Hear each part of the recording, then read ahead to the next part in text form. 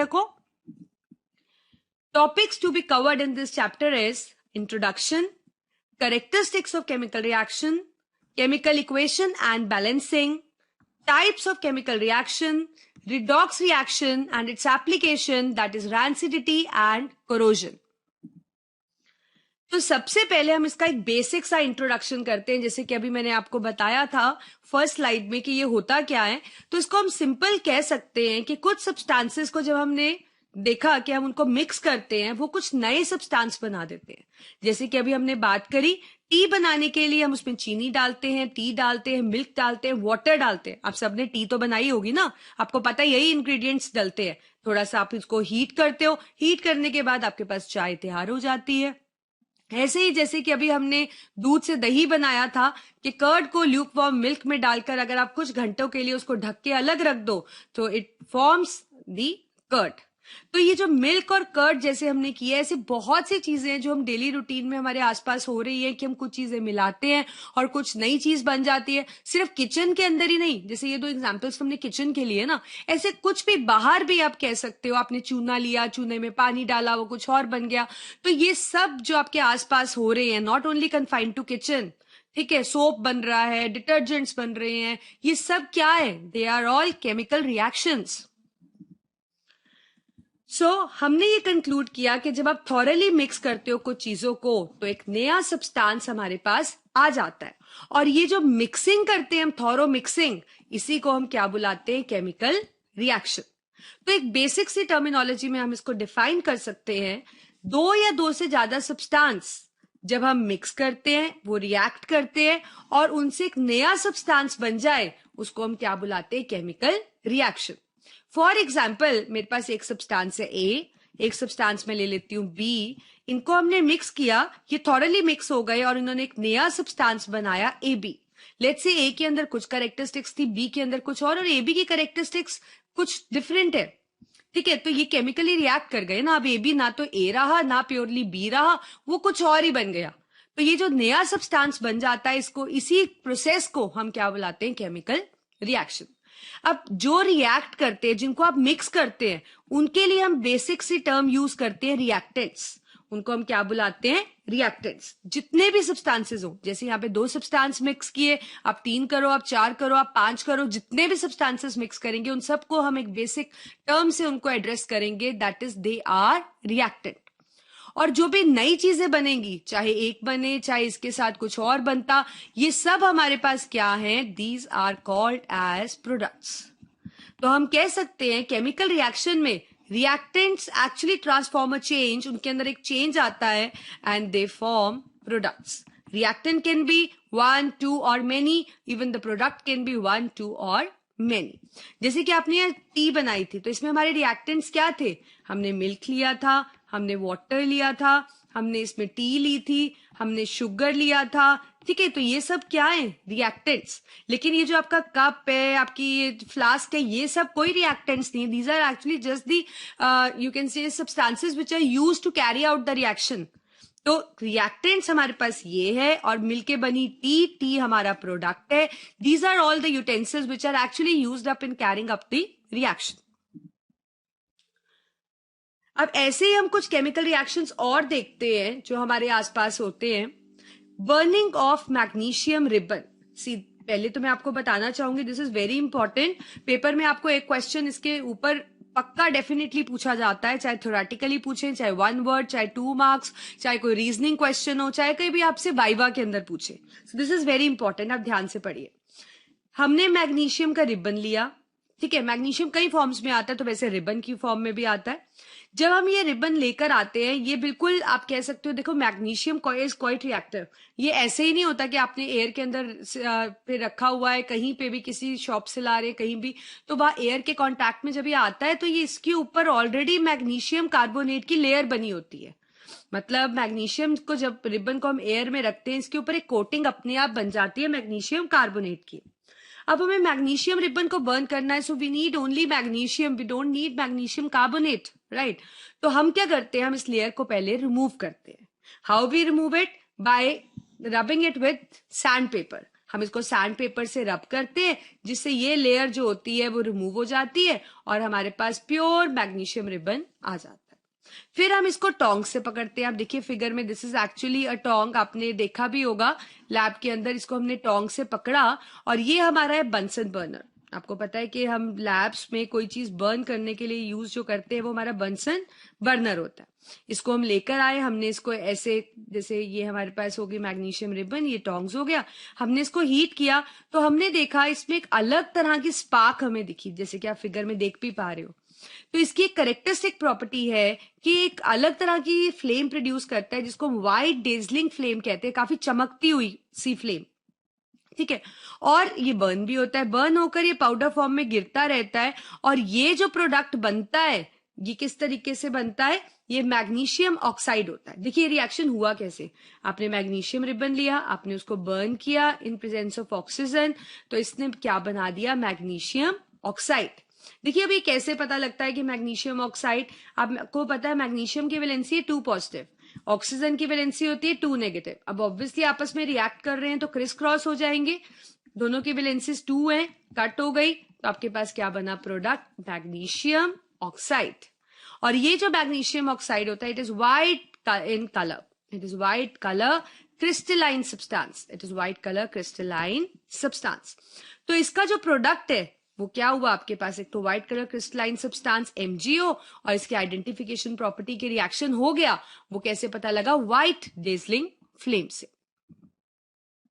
ऐसे ही एक और रिएक्शन हम कर रहे हैं, एक्टिविटी, जिसके अंदर हम जिंक ग्रेन्यूल्स को डाइल्यूट सल्फ्यूरिक एसिड के साथ रिएक्ट करने लगे। इसके लिए हमने अपरेटस इस तरह से लिया, ये जो हमारा फ्लास्क है इसको हम बुलाते हैं कॉनिकल फ्लास्क। आप लैब में जाएंगे आपको ये सब चीजें दिख जाएंगे। this flask I'm talking just about this flask, this is conical flask। इसके हमने अंदर ये छोटे छोटे आप देख रहे हो ग्रेन्यूल्स ले लिए, these are zinc granules। अब हमने यहाँ पे ग्लास की ट्यूब से हमने इसके अंदर पोर कर रहे हैं, एक एसिड हमने पोर किया, दैट इज सल्फ्यूरिक एसिड, और वो डाइल्यूटेड है। डाइल्यूटेड मतलब इसमें वाटर का कंटेंट काफी ज्यादा है, वो हमने इसके अंदर यहाँ से ड्रॉप कर दिया, ठीक है। तो हमारे पास यहाँ पे क्या है, जिंक की ग्रेन्यूल्स है, सल्फ्यूरिक एसिड हमने यूज किया। अब देखते हैं क्या हुआ, हमने इसको थोड़ी देर तक रखा और उसके बाद हमने इस फ्लास्क को टच किया। जब हमने इस फ्लास्क को अपने हाथ से टच किया तो हमने देखा ये फ्लास्क बाहर से काफी गर्म था, हॉट था। तो इनिशियली तो ये हॉट नहीं था, लेकिन कुछ देर के बाद ये हॉट हो गया, तो इससे पता लगा कि कुछ तो चेंजेस फ्लास्क के अंदर हुए हैं, तभी वो गर्म हो गया ना। तो इसका मतलब रिएक्शन जिंक और सल्फ्यूरिक एसिड के बीच में हो चुकी है। अब रिएक्शन हुई क्या होगी, देखो, तो आप इनकी वैलेंसीज लिखो, कोई भी रिएक्शंस करनी है तो इस तरह से वैलेंसीज लिख लो आप। अब देखिए ये पॉजिटिव है, ये पॉजिटिव है, ये पूरा नेगेटिव है, तो ऑब्वियसली रिएक्शन में पॉजिटिव पार्ट नेगेटिव के साथ ही रिएक्ट करेगा ना। तो दोनों की वैलेंसीज 2 पॉजिटिव 2 नेगेटिव कैंसिल हो गई और आपके पास क्या बन गया, ZnSO4, जिंक, जिसको आप क्या बुलाते हो, जिंक सल्फेट, और साथ में यह हाइड्रोजन बचा which is released as hydrogen gas.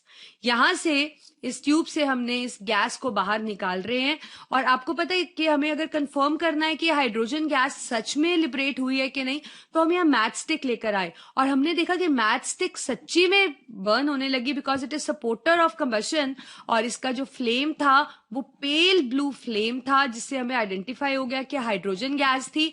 और मैच स्टिक जब बर्न हुई तो उसमें एक आवाज आई हमें, पॉपिंग साउंड, पट पट करके वो मतलब बर्न हो रही थी, इसको बोलते हैं पॉपिंग साउंड। और आपको पता है पॉपिंग साउंड किसकी आइडेंटिफिकेशन प्रॉपर्टी है, हाइड्रोजन की। जब अब हाइड्रोजन आप वैक्यूम में हमारे पास प्रेजेंट होगी, आप कभी उससे बर्न करो तो पॉपिंग साउंड बिल्कुल नहीं होगी, लेकिन एयर के साथ जब हाइड्रोजन गैस मिक्स होती है तो ये एक पॉपिंग साउंड प्रोड्यूस करती है, which is an identification property of hydrogen. तो कभी भी कोई क्वेश्चन आपको आ जाए कि हाइड्रोजन गैस कहीं से लिबरेट हो रही है, कैसे चेक करेंगे, तो आप कैसे चेक करेंगे, आप कहोगे match stick will burn with pail blue flame and will produce popping sound. So this is the reaction which actually took place. अब इसमें प्रोडक्ट्स जो बने वो है जिंक सल्फेट और हाइड्रोजन गैस। और आपको पता है कि इसमें क्या आइडेंटिफिकेशन थी, बीकर बाहर से गर्म हो गया था, हाइड्रोजन गैस लिबरेट हुई, पहले तो थी नहीं तो बाद में लिबरेट हुई, इसका मतलब रिएक्शन हो गया। मैच स्टिक लेकर आए, वो बर्न होने लगी पेल ब्लू फ्लेम और पॉपिंग साउंड से, which is identification property of hydrogen. ऐसे ही एक एक्टिविटी है हमारी in which we are going to react barium iodide with lead chloride. हमने एक फ्लास्क ले लिया, ठीक है, उसके अंदर हमने लेट से बेरियम आयोडाइड ले लिया, हम ऐसे बना लेते हैं, बेरियम आयोडाइड इज BeI2। एक और फ्लास्क लिया, या आप कह सकते हो फ्लास्क या ट्यूब्स ली, और इसके अंदर हमने ले लिया लेड क्लोराइड।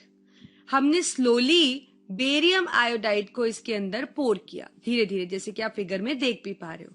तो अब जब आप इसको पोर करोगे तो ऑब्वियसली ये आपस में रिएक्ट करेंगे। तो देखो रिएक्शन क्या होगा, सबकी वैलेंसीज लिख लेते हैं हम। Barium is 2 positive, iodine is negative, lead हमारे पास है 2 पॉजिटिव, क्लोरीन इज नेगेटिव। अब ये जो पॉजिटिव पार्ट है इसके नेगेटिव के साथ रिएक्ट करेगा, ठीक है, तो आपके पास क्या बन जाएगा, BaCl2 वैलेंसीज के अकॉर्डिंग, और बनेगा लेड आयोडाइड। और ये जो लेड आयोडाइड है इसका जो कलर है that is yellow, actually it is a precipitate, ये एक इनसॉल्युबल सा सब्सटेंस बनाता है जिसको हम बोलते हैं प्रेसिपिटेट, येलो इन कलर। तभी आप देखो जब आप इसको मिक्स कर रहे हो तो एक येलो कलर सब्सटेंस बन रहा है। तो this actually shows that reaction actually took place when they both are mixed. तो आपने देख लिया कि अलग अलग आइडेंटिफिकेशन प्रॉपर्टी होती है जिससे हमें पता लगता है कि रिएक्शन हो गया। जैसे हमने दूध के अंदर कर्ड का चम्मच डाला था, पूरा ही दूध दही बन गया था, है ना।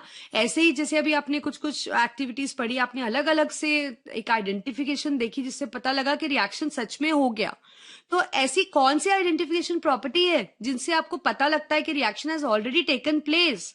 तो आइदर अगर रिएक्टेंट्स को आप रिएक्ट कर रहे हैं, there can be a change in colour, there can be a change in state, heat energy may be produced or absorbed, जैसे कि आपने देखा बार कोनिकल फ्लास्क गर्म हो गया था तो मतलब हीट वाज रिलीज्ड, तो हो सकता है ऐसी हीट एब्जॉर्ब हो जाए, कोई चीज ठंडी हो जाए फ्लास्क।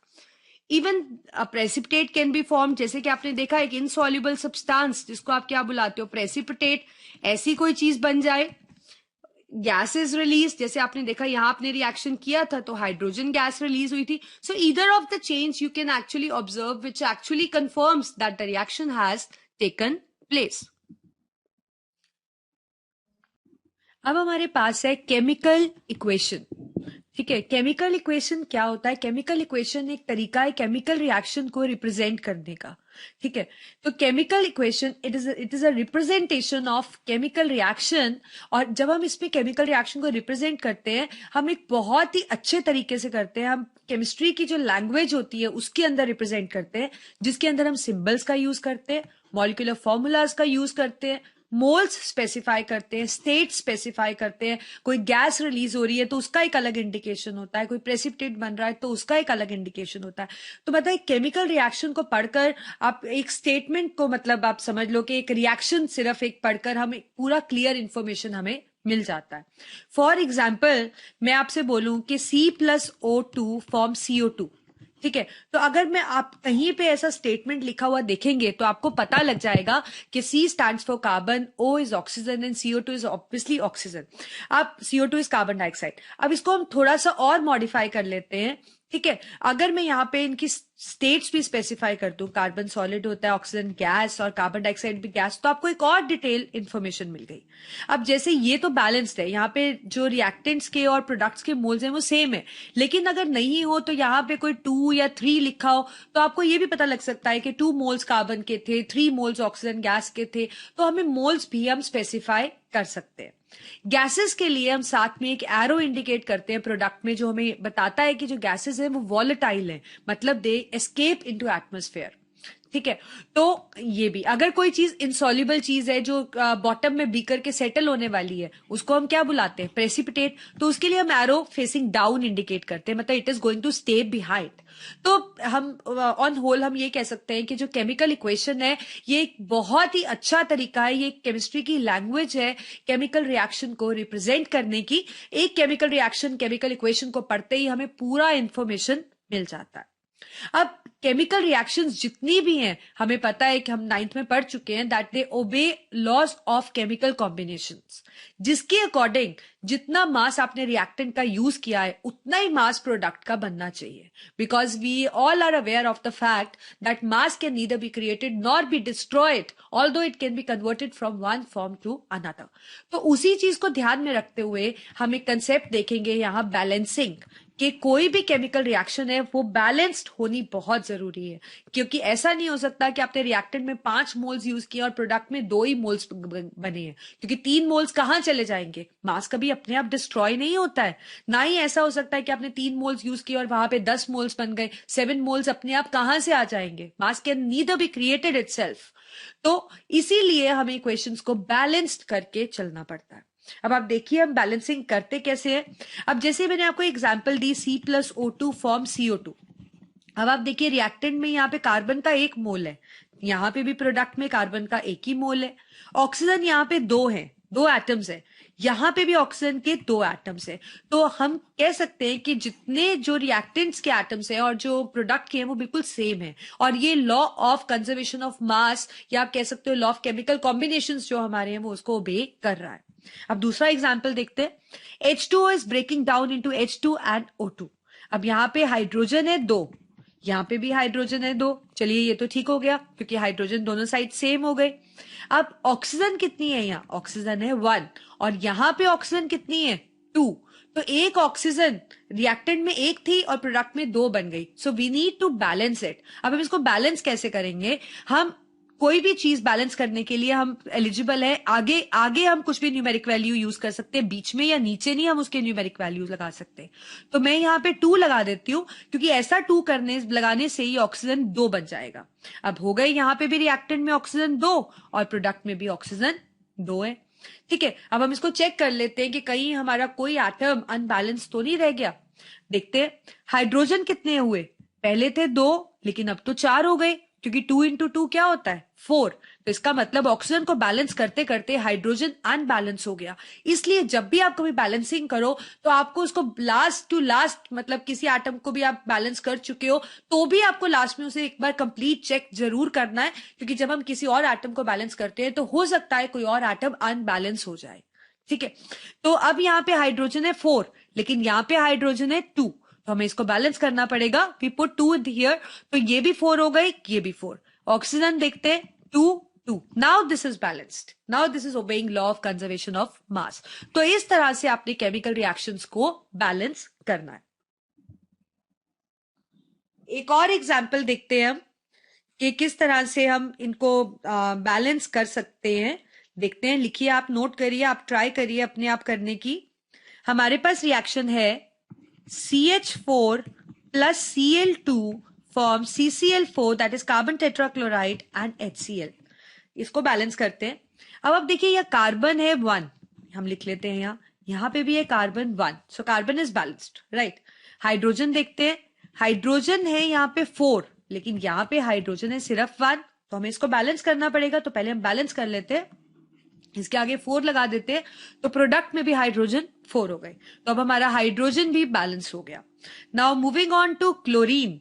क्लोरीन यहाँ पे है 2 लेकिन यहाँ क्लोरीन है 4, CCl4, 4 क्लोरीन मीन्स, तो हमें इस क्लोरीन को 4 बनाना पड़ेगा। तो हम इसके आगे 2 लगा देते हैं, तो 2 इंटू 2 4, तो यहाँ पे क्लोरीन कितने हो गए? 4, और यहाँ पे भी क्लोरीन कितने हो गए? 4। ठीक है, अब हम देखते हैं कि कहीं कोई रिएक्शन हमारी अनबैलेंस तो नहीं हो गई किसी करके। Carbon 1 carbon 1 balanced, right. Hydrogen 4 balanced, ये भी ठीक हो गया। Moving on to chlorine. Chlorine यहाँ पे आपके है 4 लेकिन यहाँ देखिए आपके क्लोरीन कितने हैं? 4 ये क्लोरीन, 4 ये वाले क्लोरीन, क्योंकि ये 4 इस क्लोरीन के लिए भी तो है।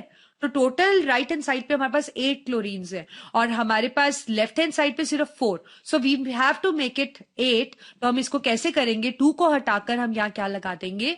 4। अब हमारी ये इक्वेशन बिल्कुल बैलेंस्ड हो चुकी है, जो रिएक्टेंट्स और प्रोडक्ट्स है उनके मोल्स बिल्कुल सेम हो चुके हैं। तो आप अपने पास ऐसे कुछ रिएक्शंस को लिखिए and try to balance them. This is hit and trial method. आपको इसके लिए कोई सेट रूल्स नहीं है, आपको सिर्फ एटम्स काउंट करने हैं लेफ्ट हैंड साइड के और राइट हैंड साइड के प्रोडक्ट्स के, और आपको ये ध्यान रखना है कि आप एलिजिबल हो सिर्फ उसके आगे न्यूमेरिक वैल्यू पुट करने की। जैसे अगर HCl है तो आप Cl को बैलेंस करने के लिए बीच में 2 नहीं लगा सकते हो, आप उसके फ्रंट में लगा सकते हो, ना ही आप उसको HCl2 कर सकते हो, right. We are eligible to put any numeric value whether in fraction और इन होल नंबर, लेकिन सिर्फ उसके आगे। तो आप ऐसे कुछ रिएक्शंस को लिखिए और उसको प्रैक्टिस करिए, डेफिनेटली आप बैलेंस कर पाएंगे। स्टार्ट करने जा रहे हैं टाइप्स ऑफ केमिकल रिएक्शंस, कि हमारे पास डिफरेंट टाइप के कितनी तरह के केमिकल रिएक्शंस होते हैं, वो क्या क्या होते हैं और उनमें क्या डिफरेंसेस होते हैं। तो पहला रिएक्शन जो हम पढ़ेंगे दैट इज कॉम्बिनेशन रिएक्शन। देखिए, कॉम्बिनेशन नाम से ही आपको पता लग रहा है कि यहां पे हम कंबाइन वर्ड का यूज कर रहे हैं। तो कंबाइन का मतलब क्या होता है कि कुछ कुछ चीजों का आपस में मिलना। ठीक है, तो कॉम्बिनेशन रिएक्शन में सिर्फ रिएक्टेंट्स कंबाइन करते हैं, कोई आप कह सकते हो कि चीज एलिमिनेट नहीं होती, निकलती नहीं है, जो भी कुछ आपने डाला वो सब मिक्सअप होकर एक ही बन जाता है। तो कॉम्बिनेशन रिएक्शंस ये होती है जिसमें दो या दो से ज्यादा रिएक्टेंट्स हो सकते हैं और वो रिएक्ट होकर सिर्फ एक ही प्रोडक्ट बनाएंगे। ये कॉम्बिनेशन रिएक्शन की खास पहचान है कि रिएक्टेंट्स दो या दो से ज्यादा हो सकते हैं, लेकिन जो प्रोडक्ट होगा वो सिर्फ एक ही होगा। अब इस लेट्स से आपके पास एक रिएक्टेंट हम ले लेते हैं ए, एक रिएक्टेंट ले लेते हैं हम बी, तो मतलब हमने दो रिएक्टेंट्स यूज कर लिए। अब जब इनको हमने कंबाइन किया तो कंबाइन होकर इन्होंने एक सिंगल प्रोडक्ट बनाया। इन्होंने क्या बनाया? कंबाइन होकर एक सिंगल प्रोडक्ट। तो कभी भी आप कोई रिएक्शन देखिए जिसके अंदर आप कह सकते हो राइट साइड पे सिर्फ एक ही प्रोडक्ट हो, तो obviously it is going to be combination reaction. तो कॉम्बिनेशन रिएक्शन वो होता है जिसमें दो या दो से ज्यादा रिएक्टेंट्स रिएक्ट करते हैं और एक ही सिंगल प्रोडक्ट फॉर्म होता है।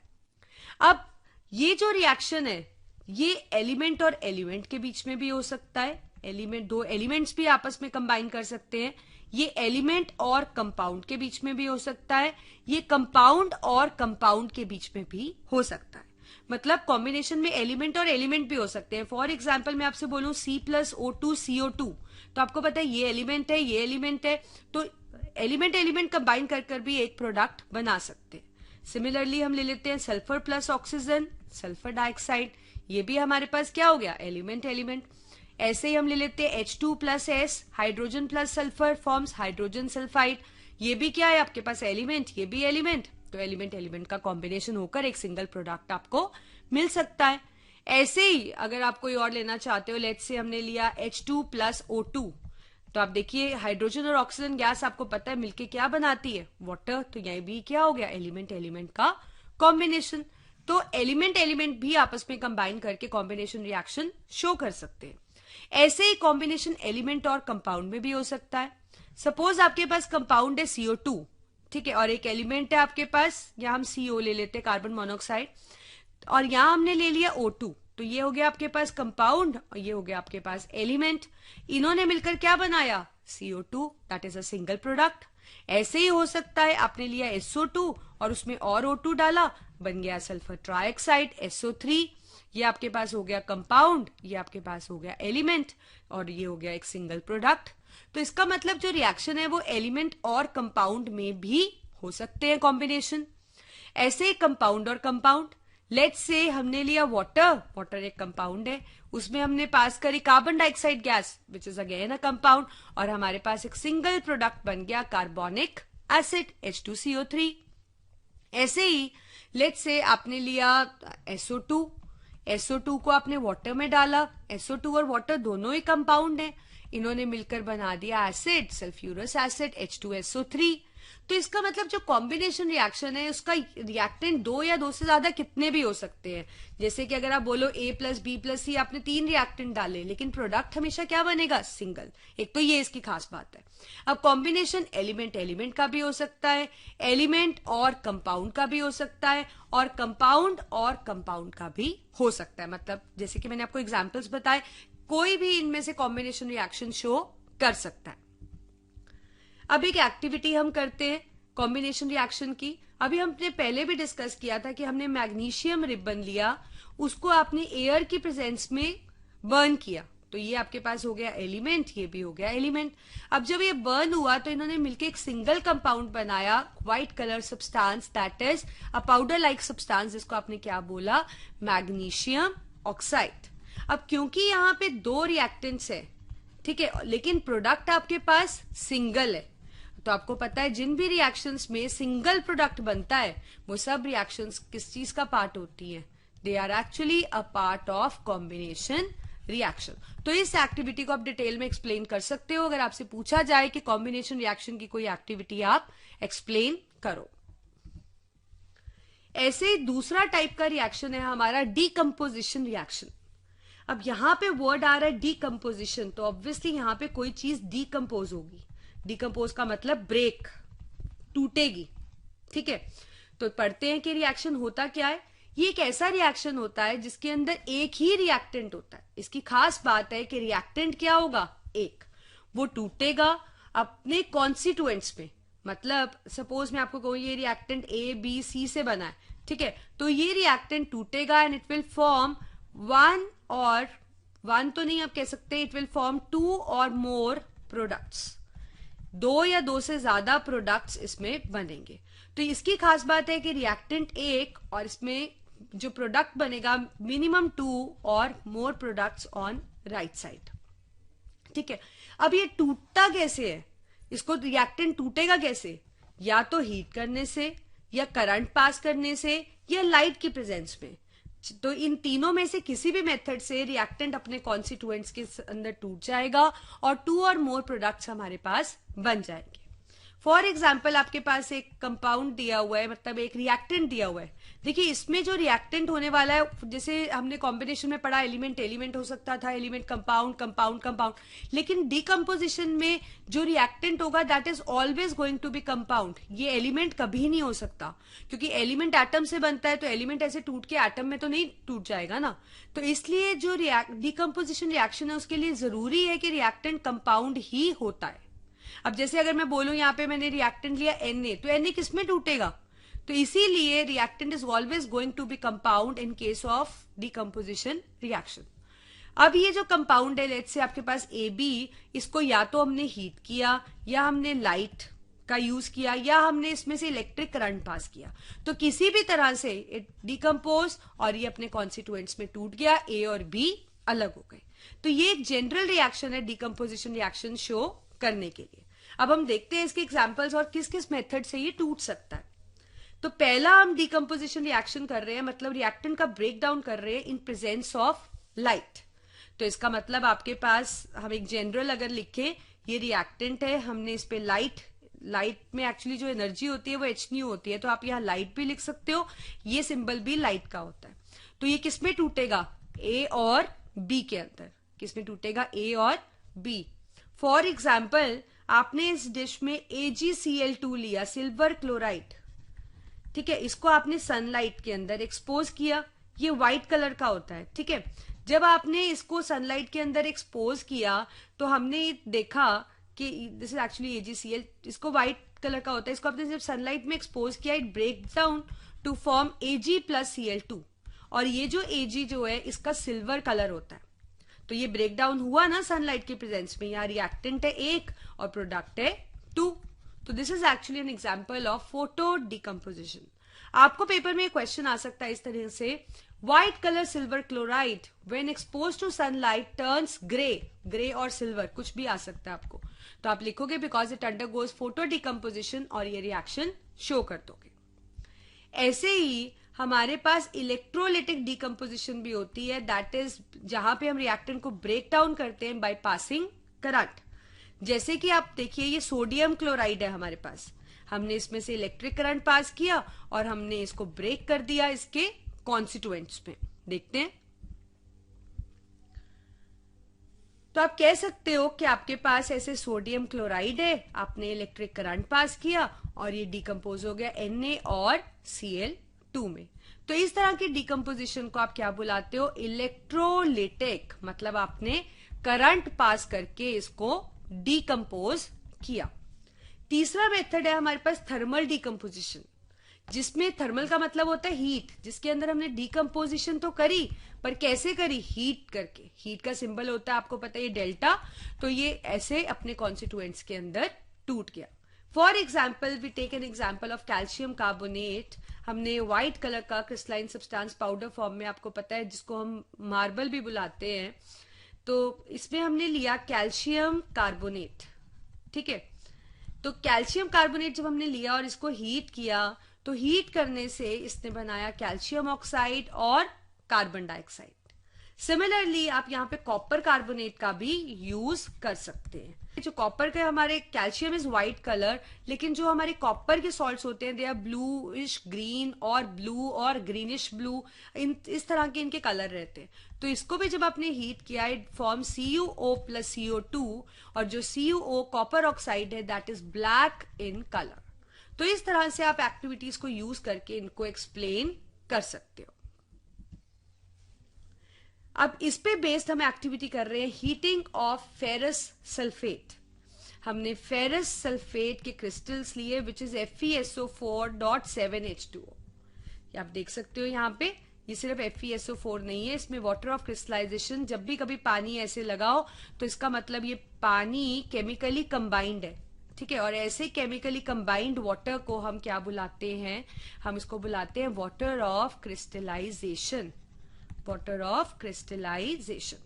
आपने इसको हीट किया, जब आपने हीट किया तो सबसे पहले इसके वाटर मॉलिक्यूल्स उड़ गए और ये वाटर ऑफ क्रिस्टलाइजेशन अलग हो गया, ठीक है। अब आपने इस FeSO4 को फर्दर हीटिंग कंटिन्यू रखी क्योंकि ये टूटा नहीं था। तो जब आपने हीटिंग कंटिन्यू रखी तो ये ब्रेक डाउन हो गया Fe2O3 और इसके साथ गैसेस निकली SO2 और SO3। ये काफी पॉइजनस गैसेस होती है, इनकी अलग सी पंजेंट सी स्मेल होती है। और आपको पता है ये जो होते हैं ग्रीन कलर के क्रिस्टल्स होते हैं और ये टूट जाते हैं Fe2O3 के अंदर, यहाँ कलर का भी चेंज हो जाता है और हार्मफुल गैसेस भी निकल रही है। और ये जो डिकम्पोजिशन है ये हीटिंग के बेस पे हो रहा है, इसीलिए ये एक एक्टिविटी है जहां पे आप शो कर सकते हो decomposition by heating. So this is thermal decomposition. अब नेक्स्ट टाइप ऑफ रिएक्शन है हमारे पास डिस्प्लेसमेंट रिएक्शन, ठीक है। सबसे पहले तो आपको पता होना चाहिए कि ये जो रिएक्शन है इसके अंदर डिस्प्लेस करेंगे। डिस्प्लेस का मतलब एक की पोजीशन कोई और लेगा, ठीक है। जैसे कि देखिए इस रिएक्शन के अंदर जैसे अभी हमने कॉम्बिनेशन किया, डिकम्पोजिशन किया, तो उसके अंदर हमने देखा कि रिएक्टेंट क्या क्या हो सकते हैं। वैसे ही डिस्प्लेसमेंट रिएक्शन में हमेशा जो रिएक्टेंट्स रहेंगे वो एक एलिमेंट और एक कंपाउंड रहेगा, ठीक है। एक हमारे पास एलिमेंट होगा और एक हमारे पास कंपाउंड होगा। जैसे फॉर एग्जाम्पल आप देखिए यहाँ पे ये है ए क्या है, एलिमेंट। लेकिन बी और सी क्योंकि दो एटम से बना हुआ है तो ऑब्वियसली अब डिफरेंट तरह के एटम्स हैं, तो ये क्या है, कंपाउंड।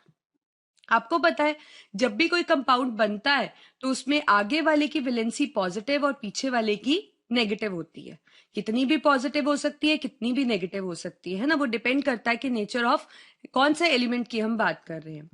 ऐसे ही यहाँ पे जो ए होगा ये पॉजिटिव वैलेंसी वाला होगा। अगर हम इसको मेटल कंसिडर करते हैं तो ये भी पॉजिटिव वैलेंसी वाला होगा। तो लेट्स से ये आपके पास एलिमेंट है, कोई मेटल है जिसकी वैलेंसी क्या है, पॉजिटिव।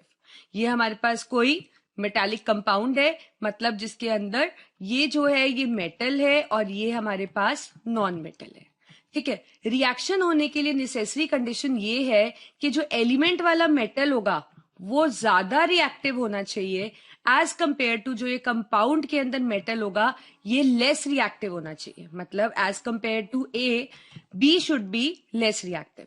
अगर ऐसा है तभी रिएक्शन होगी, अदरवाइज रिएक्शन नहीं होगी, ठीक है। अब लेट्स से हमारी कंडीशन सेटिस्फाई हो रही है कि ए ज्यादा रिएक्टिव है बी से, तो ए क्या करेगा, बी की जगह ले लेगा। तो आपके पास कंपाउंड बन जाएगा AC और बी ए की जगह ले लेगा, मतलब अलग हो जाएगा।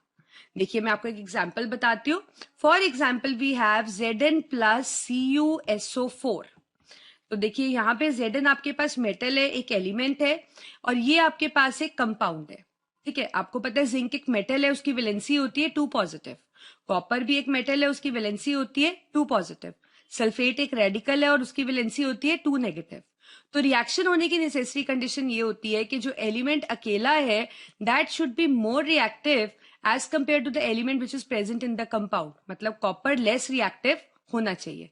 अब कौन ज्यादा रिएक्टिव है, कौन लेस रिएक्टिव है, उसमें हम क्या कंसिडर करते हैं, रिएक्टिविटी सीरीज। जो ऊपर आता है वो ज्यादा रिएक्टिव होते हैं, जो नीचे आते हैं वो कम रिएक्टिव होते हैं। तो हम देखते हैं इसमें जिंक और कॉपर की प्लेस कहाँ है। ये रहा आपके पास जिंक और ये रहा आपके पास कॉपर। तो नेचुरली जिंक ऊपर आता है, तो जिंक मोर रिएक्टिव है और जो कॉपर है वो कंपैरेटिवली लेस रिएक्टिव है। तो कंडीशन तो हमारी सेटिस्फाई हो रही है, इसलिए जिंक कॉपर की जगह ले लेगा। अब क्योंकि जिंक की वैलेंसी कॉपर की वैलेंसी से सेम थी, ठीक है, तो इसलिए जो इसका फॉर्मूला बनेगा वो भी सेम लाइक CuSO4 बनेगा, जैसे कि ZnSO4 ही, और जो कॉपर है वो अकेला हो जाएगा क्योंकि जिंक ने उसको डिस्प्लेस कर दिया। तो इस तरह से आप ये रिएक्शंस करेंगे। अब जैसे फॉर एग्जांपल अगर इसका रिवर्स होता, आपके पास Cu प्लस ZnSO4 होता, तो आप देखिए ये मोर रिएक्टिव होना चाहिए और ये लेस रिएक्टिव होना चाहिए, यही कंडीशन है ना। लेकिन हमें पता है कॉपर तो जो है वो लेस रिएक्टिव है, रिएक्टिविटी सीरीज में वो नीचे आता है, और जो जिंक है वो मोर रिएक्टिव है। तो ऐसी कंडीशन में कॉपर जिंक को डिस्प्लेस नहीं कर पाएगा और रिएक्शन नहीं होगी। ऐसे ही एक और एग्जाम्पल लेते हैं। लेट्स से आपके पास होता है Fe प्लस AgNO3, मतलब आयरन को आप सिल्वर नाइट्रेट के साथ रिएक्ट करते हैं। अब आयरन एलिमेंट है, मतलब अकेली एलिमेंटल स्टेट में है, तो वो मोर रिएक्टिव होना चाहिए और सिल्वर लेस रिएक्टिव होना चाहिए। तो देख लेते हैं, ये आपके पास हो गया आयरन और सिल्वर हमारे पास काफी नीचे है, तो मतलब आयरन हमारे पास मोर रिएक्टिव है, सिल्वर कंपैरेटिवली लेस रिएक्टिव है। अब जो मोर रिएक्टिव है वो सिल्वर को डिस्प्लेस कर देगा। जब डिस्प्लेस करेगा तो हमारे पास कंपाउंड बनेगा फेरस नाइट्रेट। ये कैसे बनाया, देखो आयरन की वैलेंसी है 2 पॉजिटिव, नाइट्रेट की है नेगेटिव, क्रिस क्रॉस किया, तो आपको पता है कि जो भी आपके आयनिक कंपाउंड्स होते हैं वो बनते तो इसी तरीके से, ऐसे ही बनते हैं ना। तो FeNO3 और जो हमारा Ag है वो अलग से सेपरेट हो गया। तो इस तरह से आपको कोई भी रिएक्शंस आ सकते हैं, तो इनको आप सिर्फ रिएक्टिविटी सीरीज को कंसिडर करते हुए करेंगे। एक एक्टिविटी देखते, zinc granules with dilute sulphuric acid. हमने अभी ये एक्टिविटी डिस्कस की थी शुरू में, जिसमें हमने जिंक के ग्रेन्यूल्स लिए थे और हमने सल्फ्यूरिक एसिड उस पर पोर किया था। अब देखिए ये एक एलिमेंट है और एक कंपाउंड है। हमें पता है एलिमेंट और कंपाउंड, इसका मतलब यहाँ पे डिस्प्लेसमेंट होगी और ये काइंड ऑफ डिस्प्लेसमेंट रिएक्शन है। ये मोर रिएक्टिव होना चाहिए और हाइड्रोजन लेस रिएक्टिव होना चाहिए, क्योंकि पॉजिटिव वाला ही पॉजिटिव वाली वैलेंसी को चेंज करता है, डिस्प्लेस करता है। तो ऐसी कंडीशन है क्योंकि जिंक हमारे पास ऊपर आता है और हाइड्रोजन काफी नीचे आता है रिएक्टिविटी सीरीज में, तो रिएक्शन हो जाएगा। तो आप कैसे करेंगे, जिंक की वैलेंसी 2 पॉजिटिव, सल्फेट की 2 नेगेटिव, क्रिस क्रॉस किया, आपके पास बन गया ZnSO4 और जो हाइड्रोजन है वो अलग हो गया एज H2। यही एक्टिविटी की थी ना हमने, और हमने टेस्ट भी किया था कि हाइड्रोजन गैस इवॉल्व होती है, हमें कैसे पता लगा था। हम मैचस्टिक लेके आए थे, वो बर्न करने लगी थी पेल ब्लू फ्लेम के साथ, और हमने ये भी डिस्कस किया था कि जो हाइड्रोजन गैस है उसकी आइडेंटिफिकेशन प्रॉपर्टी है कि जैसे ही वो एयर के कांटेक्ट में आती है तो वो कैसी आवाज प्रोड्यूस करती है, इट प्रोड्यूस पॉपिंग साउंड। और इसकी एक और आइडेंटिफिकेशन प्रॉपर्टी थी कि जो बीकर था वो बाहर से जब हमने हाथ लगाया था तो हमें गर्म लगा था, क्योंकि ये एक एक्सोथर्मिक रिएक्शन है। नेक्स्ट टाइप ऑफ रिएक्शन है हमारे पास डबल डीकम्पोजिशन, या हम इसको डबल डिस्प्लेसमेंट भी बुला सकते हैं। यहाँ पे 2 कंपाउंड्स टूटेंगे, इसलिए हमने इसका नाम डबल डीकम्पोजिशन रखा। डबल डिस्प्लेसमेंट इसलिए कि 2 कंपाउंड्स अपने आयंस को इंटरचेंज करेंगे। तो ये रिएक्शन के लिए कोई रिएक्टिव है या नहीं वो मैटर नहीं करता। आपने दो आयनिक कंपाउंड्स ले लिए, आपको पता है आगे पॉजिटिव वाले होते हैं वैलेंसी वाले, पीछे नेगेटिव, सी भी पॉजिटिव, कितना भी पॉजिटिव हो सकता है, और पीछे नेगेटिव। तो ये पॉजिटिव वाले अपने पार्टनर्स को चेंज कर लेंगे, they will mutually exchange there ions. तो ए डी के साथ आ जाएगा और सी बी के साथ। पर याद रखिए पॉजिटिव वाले वैलेंसीज ही आगे लिखी जाएंगी, पॉजिटिव वाले एलिमेंट्स, और नेगेटिव वाले पीछे लिखे जाएंगे। तो ये एक ऐसा रिएक्शन हुआ जिसमें 2 कंपाउंड्स रिएक्ट करते हैं और म्यूचुअली अपने आयंस को एक्सचेंज कर लेते हैं। अब देखिए जैसे ये पॉजिटिवली चार्ज था, मतलब ये केटायन था, ये भी कुछ पॉजिटिव चार्ज होगा, लेट्स से ये भी केटायन है, ये हमारे एनायंस है। तो ये केटायन इस एनायन के साथ आ जाएगा तो बन गया AD, और ये जो केटायन है it will combine with this anion, it will form CB। तो 2 डिस्प्लेसमेंट हो गई ना, 2 कंपाउंड्स ब्रेक भी हो गए और 2 डिस्प्लेसमेंट्स भी हो गई, इसीलिए हम इसको बुलाते हैं डबल डिस्प्लेसमेंट और डबल डीकम्पोजिशन रिएक्शन। देखिए ये जो रिएक्शन होती है, जो डबल डिस्प्लेसमेंट या डबल डीकम्पोजिशन होती है रिएक्शन, इसकी एक नेचर होती है, या तो ये प्रेसिपिटेशन रिएक्शन होती है या फिर ये न्यूट्रलाइजेशन रिएक्शन होती है। मतलब जब भी डबल डिस्प्लेसमेंट रिएक्शन होगी तो इनमें से दोनों चीजों में से एक चीज तो होगी, या तो प्रेसिपिटेट बनेगा या कोई न्यूट्रल सब्सटेंस बनेगा। देखते हैं प्रेसिपिटेशन रिएक्शन कौन सी हुई, इसमें भी रिएक्शन दो कंपाउंड्स के बीच में ही होगा, ठीक है, लेकिन ये अपने वैसे ही पार्टनर्स एक्सचेंज करेंगे जैसे कि अभी हमने किया था, पर इनके रिजल्ट में इन दोनों में से कोई ना कोई एक प्रेसिपिटेट होगा। प्रेसिपिटेट का मतलब इनसॉल्युबल सब्सटेंस जो घुलता नहीं है, it will form this. So precipitation reaction is a reaction जिसमें वही हमने पढ़ा कि दो कंपाउंड्स रिएक्ट करेंगे म्यूचुअली और बनाएंगे एक इनसॉल्युबल सब्सटेंस जिसको बोलेंगे प्रेसिपिटेट, ठीक है। अब जैसे कि आप देखो यहाँ पे आपको पता है कि जो लेड क्लोराइड है वो बेरियम आयोडाइड के साथ हम रिएक्ट कर रहे हैं, तो ये हमारे पास पॉजिटिव वैलेंसी हो गई, ये नेगेटिव। सिमिलरली बेरियम पॉजिटिव होता है और आयोडीन नेगेटिव। अब they will exchange there ions, तो आपके पास बन गया लेड आयोडाइड और ये आपके पास बन गया बेरियम क्लोराइड। ये जो लेड आयोडाइड होता है इट इज अ प्रेसिपिटेट, और प्रेसिपिटेट को आप हमेशा नीचे एरो लगाकर शो करते हैं। प्रेसिपिटेट के कलर्स होते हैं जैसे कि आप फिगर में देख पा रहे हो, ये येलो कलर PbI2 का ही है, लेड आयोडाइड का ही है, और इस तरह से ये इनसॉल्युबल सब्सटेंस आप देखो कैसे प्रेसिपिटेट से आपको इतना कलरफुल दिख रहा है, ये ऐसा बन जाता है। हो सकता है कि डबल डिस्प्लेसमेंट रिएक्शन के कारण एक न्यूट्रल सब्सटेंस बन जाए, तो डबल डिस्प्लेसमेंट रिएक्शन को न्यूट्रलाइजेशन तब कहेंगे जिसमें दो कंपाउंड्स रिएक्ट करेंगे और रिएक्ट करने के बाद म्यूचुअली अपने आयन एक्सचेंज करेंगे और एक न्यूट्रल सब्सटेंस बन जाएगा। अब इसके अंदर भी क्या होगा, दो आपके पास कंपाउंड्स हो गए, इन्होंने अपने कैटायंस एंड आयंस मतलब पार्टनर्स बदल लिए, बनने के बाद इस तरह से ये बन गए। इन दोनों में से कोई सब्सटेंस क्या होगा, न्यूट्रल, मतलब ना तो वो एसिडिक ना वो basic, it is going to be neutral.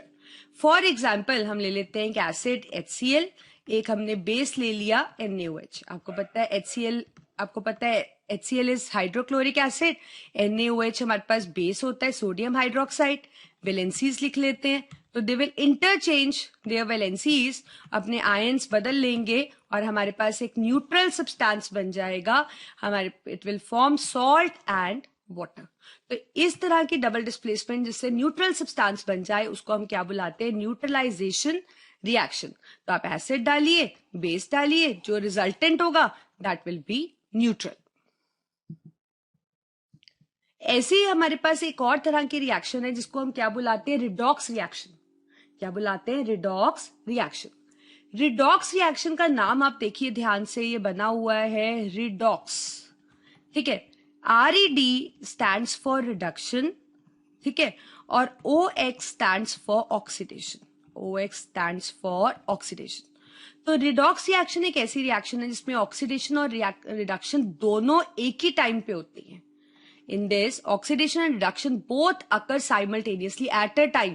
हम कह सकते हैं ये होता है क्योंकि ये अकर होती है, ये होती है क्योंकि ये अकर होती है, मतलब both go hand in hand, ठीक है। तो पहले हम पढ़ते हैं कि ऑक्सीडेशन और रिडक्शन हम बुलाते हैं किसको है, कौन सी रिएक्शंस हैं जिनको हम ऑक्सीडेशन और रिडक्शन बुलाते हैं, क्योंकि पहले हमें ये पता होगा तभी तो हम जान पाएंगे कि रिडॉक्स रिएक्शन एक्चुअली होती क्या है। तो सबसे पहले ऑक्सीडेशन और रिडक्शन को जानने के लिए जो हमारे पास कंसेप्ट हम यूज करेंगे दैट इज क्लासिकल कंसेप्ट, ठीक है। तो ये जो क्लासिकल कंसेप्ट है इसके बेसिस पे हम देखेंगे कि ऑक्सीडेशन क्या होती है और रिडक्शन क्या होती है। सबसे पहले करते हैं oxidation.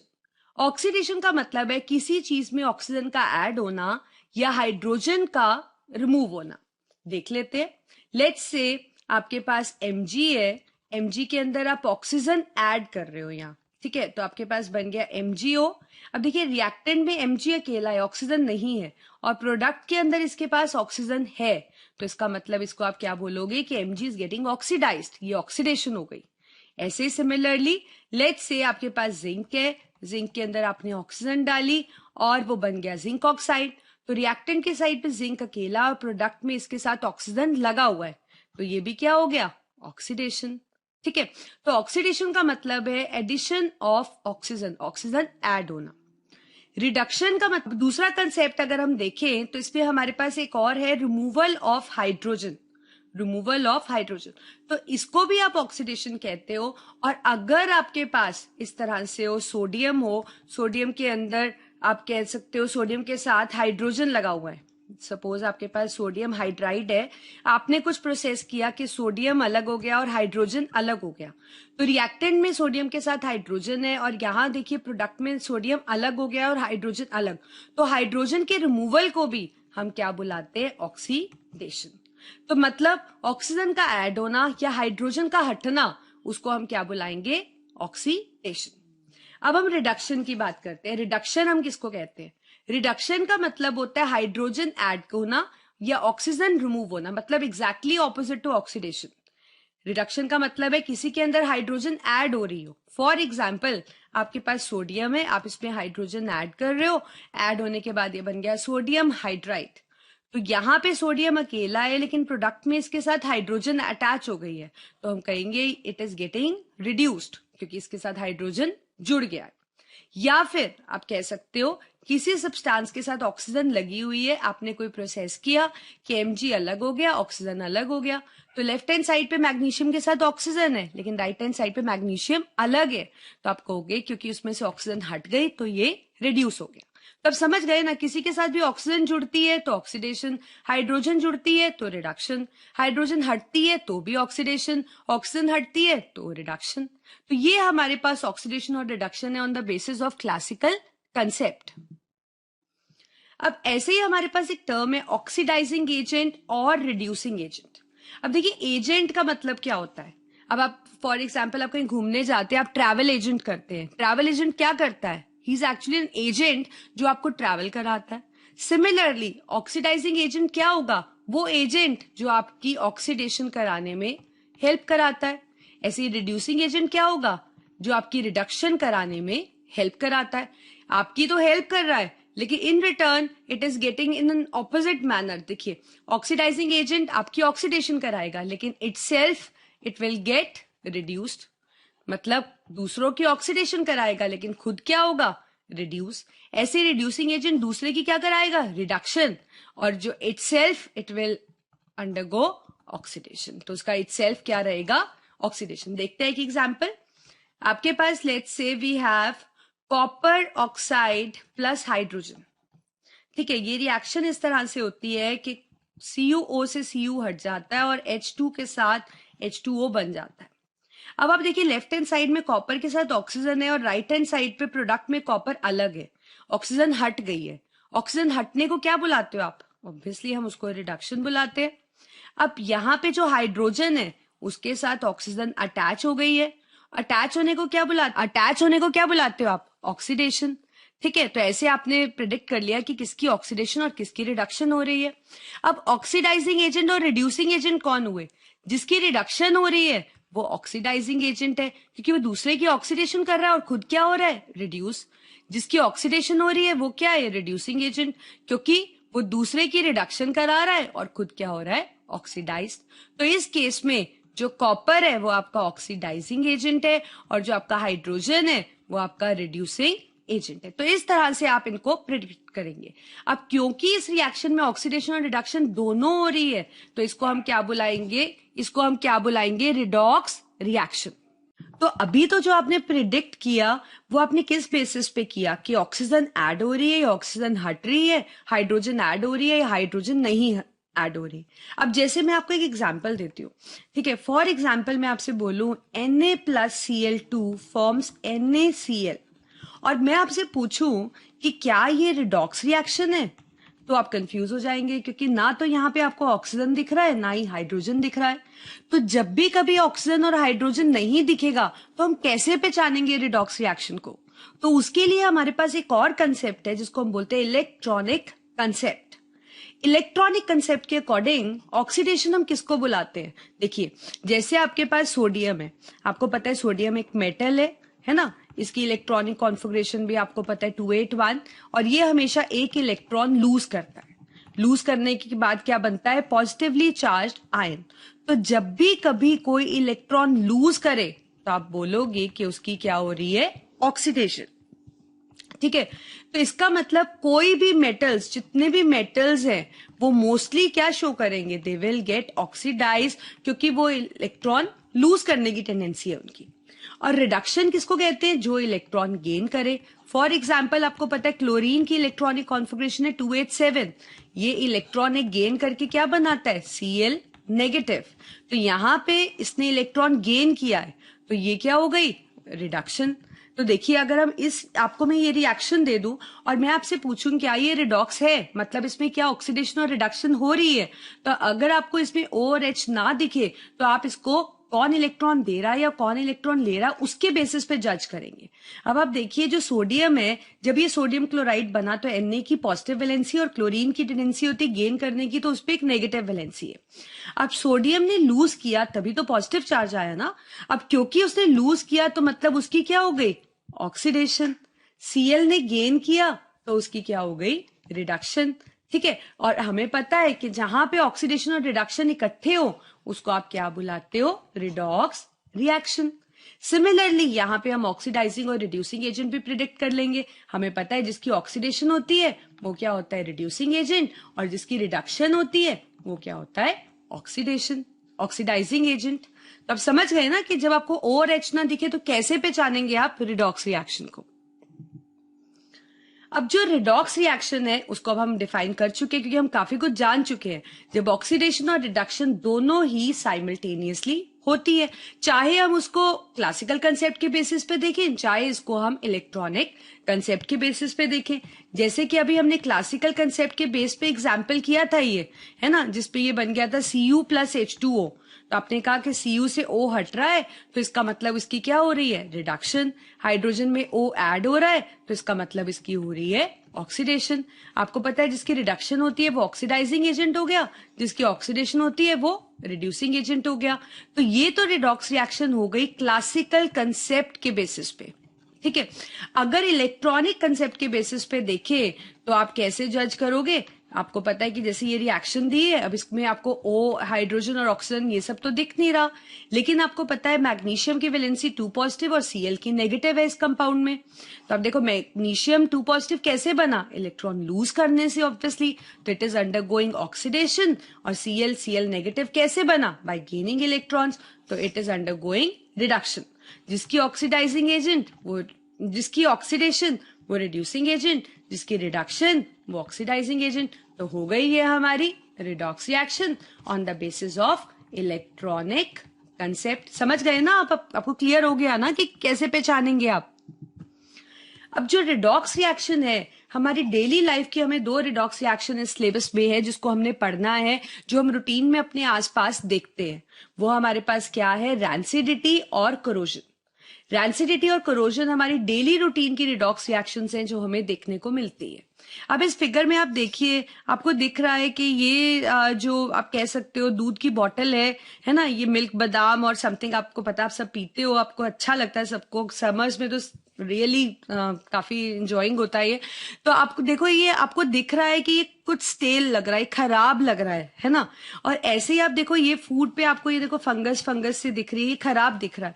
It is actually the rancidity. हम पढ़ते हैं रैंसिडिटी और करोजन को डिटेल में।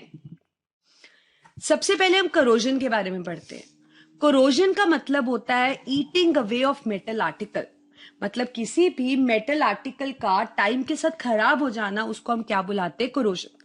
आप लोग सब कई चीजें यूज करते होंगे, जैसे आप देखो ये ब्रिज है, ठीक है, ब्रिज आयरन का बना होता है, आपको पता है। यहां आप देखो कि क्या ये ब्रिज ऐसा दिख रहा है कि जैसे ये न्यूली बिल्ड हो, जैसे ये न्यूली बिल्ड हो? नहीं दिख रहा ना ऐसा। क्यों? क्योंकि ये देखिए यहाँ पे आपको क्या लग रहा है? आपको यहाँ पे इसकी जंग लग रहा है। इसको आप क्या बुलाते हो? जंग। जैसे आप साइकिल खरीदते हो या आप कोई आयरन की मशीन होती है आपके घर में, तो टाइम के साथ वो रेडिश होने लगती है। तो इसी तरह से ऐसे बहुत से मेटल्स होते हैं जो टाइम के साथ खराब होने लगते हैं, उनको हम, उस प्रोसेस को हम क्या बुलाते हैं? Corrosion. So corrosion is eating away of metal article. Iron के केस में जो करोजन है वो काफी प्रोमिनेंट है। तो आयरन के केस में ऐसे करोजन होने को हम क्या बुलाते हैं? रस्टिंग। क्या बुलाते हैं? रस्टिंग। अब रस्टिंग का मतलब हो गया eating away of iron article. ठीक है, अब रस्टिंग होती क्यों है, कैसे होती है, ये किस चीज की प्रेजेंस में होती है? रस्टिंग के लिए 2 कंडीशंस हैं जो जिसके कारण रस्टिंग होती है। एक तो मॉइस्चर मतलब वाटर वेपर, और एक हमारे पास है एयर मतलब ऑक्सीजन। तो मॉइस्चर और एयर मतलब जब मॉइस्ट एयर होती है उस कारण ये कंडीशन है कि जिसके कारण जंग लगता है, रस्टिंग होती है। अब जब रस्टिंग होती है तो होता क्या है, देखो अब आयरन आर्टिकल, आयरन का सिंबल हो गया Fe, मॉइस्ट एयर का मतलब O2, मतलब इस पे मॉइस्चर है तो हम इसको मॉइस्ट एयर लिख लेते हैं। तो जब आयरन ऑक्सीजन के कांटेक्ट में आता है तो वो बनाता है, उसके ऊपर एक लेयर बन जाती है Fe2O3.XH2। क्या लेयर बन जाती है? Fe2O3.XH2। ये एक ब्राउन कलर की लेयर होती है। आपको पता है जो जंग होता है वो रेडिश ब्राउन आप कह सकते हो, रेडिश ब्राउन कलर की लेयर है जो आयरन आर्टिकल्स पे डिपॉजिट हो जाती है और इसी को आप क्या बुलाते हो? This is called as rust. यही होता है जंग, जो धीरे धीरे आयरन की चीज को, कोई ब्रिज है उसको कमजोर बनाता और मतलब आप कह सकते हो कि उसको खराब कर देता है। अब इसको हम कैसे प्रिवेंट कर सकते हैं? अगर आप आयरन के आर्टिकल्स को पेंट कर दोगे तो वो मॉइस्ट एयर के उतने कांटेक्ट में नहीं आएगा और हम रस्टिंग को प्रिवेंट कर सकते हैं। ल्यूब्रिकेट करके, आपने देखा होगा कि साइकिल्स की चेन वगैरह होती है वो भी आयरन की बनी होती है, विद टाइम वो अड़ने लगती है, प्रॉपर उनका उतना आप कह सकते हो उतना स्मूथली नहीं चलती है वो। तो उसको अगर आप ल्यूब्रिकेट करो, उसमें आप ग्रीस, ऑयल, ये सब चीज का यूज करो तो आपको पता है कि हम रस्टिंग को प्रिवेंट कर सकते हैं। ऐसे ही गैल्वेनाइजेशन, ये बहुत इंपॉर्टेंट है और अक्सर पेपर में आता है। देखिए आयरन आर्टिकल के ऊपर अगर आप जिंक की कोटिंग कर दो, हमारे पास ये आयरन आर्टिकल है, इसके ऊपर हमने जिंक की कोटिंग कर दी है, थिन लेयर ऑफ जिंक चढ़ा दिया है, तो रस्टिंग प्रिवेंट हो जाती है। अब क्वेश्चन है कि जिंक भी तो एक मेटल है, वो रस्टिंग को कैसे प्रिवेंट करता है? देखिए जिंक भी जब एयर के कांटेक्ट में आता है तो वो लेयर वो बनाता है जिंक ऑक्साइड, ठीक है। तो यहां पे भी ये क्या बन गया? Zinc oxide. लेकिन जो जिंक ऑक्साइड की लेयर होती है वो क्या होती है? इम्परमिएबल होती है, मतलब वो एयर को अंदर नहीं जाने देती। अब जब एयर अंदर नहीं जाएगी तो वो आयरन को कोरोड नहीं कर पाएगी, आयरन की रस्टिंग नहीं होगी और जो उसके अंदर आयरन है वो प्रोटेक्टेड रहेगा और उसकी रस्टिंग प्रिवेंट हो जाएगी। अब क्योंकि आप इसके सरफेस पे ही सिर्फ कोटिंग लगाते हो तो आप इसको क्या बुलाते हो? Sacrificial coating. इसको आप क्या बुलाते हो? Sacrificial coating. अब जैसे अगर आप कोटिंग टिन की कर दो तो टिन रस्टिंग को प्रिवेंट नहीं कर सकता। क्यों? क्योंकि वो ऐसी कोई लेयर नहीं बनाता, तो ऑक्सीजन और आयरन आपस में कंबाइन करते हैं और इससे वैसे ही रस्टिंग हो जाती है। ऐसे ही हम इलेक्ट्रोप्लेटिंग कर सकते हैं। इलेक्ट्रोप्लेटिंग का मतलब है कि इलेक्ट्रोलिटिक तरीके से, मतलब इलेक्ट्रोलिसिस के प्रोसेस से हम कॉपर या क्रोमियम की लेयर आयरन के ऊपर चढ़ा सकते हैं, इससे भी रस्टिंग प्रिवेंट हो जाती है। नेक्स्ट आप अलॉय बना सकते हैं। आपको पता है कि जो आयरन है उसका जो अलॉय है दैट इज स्टेनलेस स्टील, ठीक है। स्टेनलेस स्टील के अंदर क्या होता है? आयरन होता है, क्रोमियम होता है, कॉपर होता है। तो ये जो स्टेनलेस स्टील है it is actually resistant to corrosion, so we can actually use alloy if we want to prevent rusting. ऐसे ही अब हमारी दूसरी रिडॉक्स रिएक्शन है रैंसिडिटी। रैंसिडिटी का मतलब है फूड का खराब हो जाना जब वो एयर के कांटेक्ट में आता है। अब देखिए आप समर्स के अंदर तो ये बहुत कॉमन है, आप कोई चीज बनाओगे अगर आप फ्रिज में रखना भूल गए, आपने बाहर ही रख दी, तो व्हाट हैपेंस विद टाइम? आप सुबह देखते हो कि वो खराब हो जाती है। कैसे पता लगता है? It start smelling very bad, बहुत गंदी सी स्मेल आती है और उसका टेस्ट भी बिल्कुल खराब हो जाता है। जैसे कि मैं आपको बताती हूँ कि अभी हमने like I cooked rajma few days back और मैं सोच रही थी कि मैं उसको खाऊंगी, तो मैंने उसको फ्रिज में नहीं रखा और ऐसे ही बाहर रख दिया, ठीक है, और वो बाहर रह गए। और जब सुबह मैंने सोचा कि मतलब I was feeling very joyful कि I am going to eat my favourite dish rajma, तो मैंने उसको देखा उसमें बबल्स दिख रहे थे, उसकी गंदी सी स्मेल आ रही थी, बहुत ही गंदा टेस्ट आ रहा था। कुछ दिन तक खाया भी नहीं मैंने। क्यों? क्योंकि वो रैंसेड हो गई थी, वो एयर के कांटेक्ट में आने के बाद वो खराब हो गई थी। So it start smelling bad और उसका टेस्ट भी खराब हो गया था, उस पे बबल्स झाग झाग सी दिख रही थी। तो ऐसा कभी भी हो जाए तो that is called as rancidity. अब इसको आप प्रिवेंट कैसे कर सकते हो? अब जैसे कि मैंने आपको बताया कि अगर मैं उसको फ्रिज में रख देती राजमा को तो रैंसिडिटी नहीं होती। क्यों? क्योंकि फ्रिज में रखने से रैंसिडिटी प्रिवेंट होती है, क्योंकि वहां टेम्परेचर क्या होता है, लो टेम्परेचर होने का कारण क्या होता है कि जब आप टेम्परेचर लो कर देते हो तो जो फूड के अंदर माइक्रो ऑर्गेनिजम्स है उनकी एक्टिविटी स्लो हो जाती है, क्योंकि उनको एक्टिव रहने के लिए एक ऑप्टिमम टेम्परेचर की जरूरत होती है, जो कि रूम टेम्परेचर पे इजीली मिल जाता है समर्स में स्पेशली। लेकिन जब आप उसको फ्रिज में रखते हो उनकी एक्टिविटी क्या हो जाती है, स्लो, तो आपका फूड कुछ टाइम ठीक रहता है। अब ऐसा नहीं है कि आज आपने खाना बना के फ्रिज में रख दिया और महीने के बाद आप खा रहे हो उसको, ऐसा नहीं होता, क्योंकि माइक्रो ऑर्गेनिजम्स मरते नहीं है, उनकी एक्टिविटी जस्ट स्लो डाउन होती है, फूड को खराब करने का रेट थोड़ा स्लो हो जाता है, पर अल्टीमेटली फ्रेश फूड बनाओ और फ्रेश खाओ, वही सबसे अच्छी बात है। दूसरा, आपके पास वी कैन ऐड प्रिजर्वेटिव्स। अब आप देखिए, आप कई मार्केट से टिन फूड लेके आते हैं आजकल, तो कई जैसे कि राजमा की मैंने आपको बात करी, ऐसे बिरयानीज, चपातीज, पराठीज, इवन पराठा वगैरह भी कुक्ड मिलते हैं। कई बार आप ऐसी कंट्रीज में जाते हो, अभी पीछे मैं थाईलैंड गई थी, तो व्हेन वी वेंट तो हमें वहां पे इंडियन फूड की प्रॉब्लम थी, तो we took few things from India जो कि पूरा बना हुआ था and they were ready to eat, जिसको आप रेडी टू ईट बुलाते हो। तो उनके अंदर क्या होता है ऐसा कि वो खराब नहीं होते हैं, दे एक्चुअली कंटेन प्रिजर्वेटिव्स। उनके अंदर क्या होते हैं, प्रिजर्वेटिव्स, एक एंटीऑक्सीडेंट्स, जो कि आप कह सकते हो कि जो उसको खराब होने नहीं देते। बट स्टिल मैं फिर भी आपसे कहूंगी जो फ्रेश फूड है वो सबसे बेस्ट है। Now we are going to start with question and answers. First question is, why does color of copper sulfate solution change when iron nail is dipped in it? So when iron nail is dipped in blue color CuSO4, then we know iron is more reactive, so it displaces copper and it forms FeSO4 and Cu.